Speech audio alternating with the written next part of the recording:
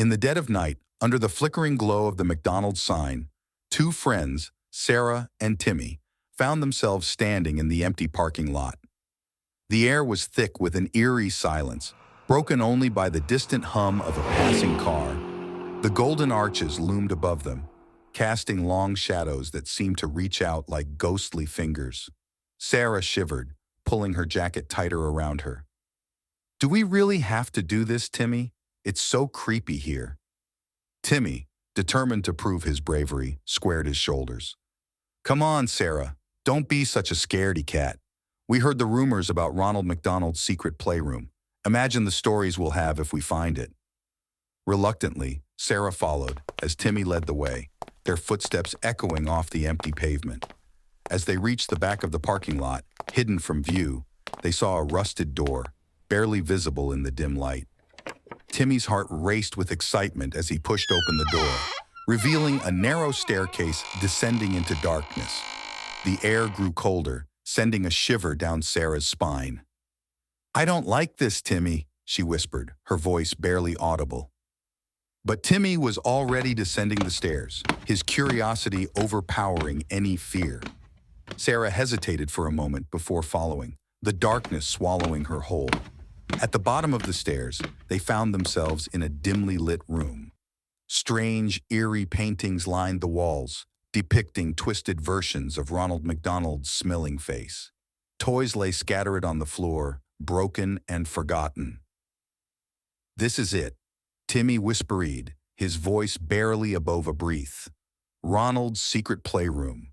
Before Sarah could protest, they heard a soft, haunting melody drifting through the air.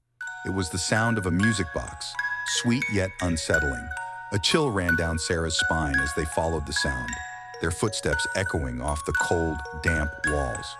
They entered a room bathed in an eerie blue light, the source of the music box.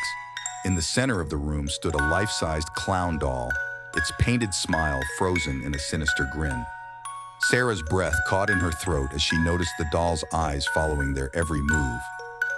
"Timmy, we need to leave," Sarah pleaded, her voice trembling with fear. But Timmy was mesmerized by the doll, stepping closer with a mix of fascination and dread. Suddenly, the music box stopped, plunging the room into an eerie silence.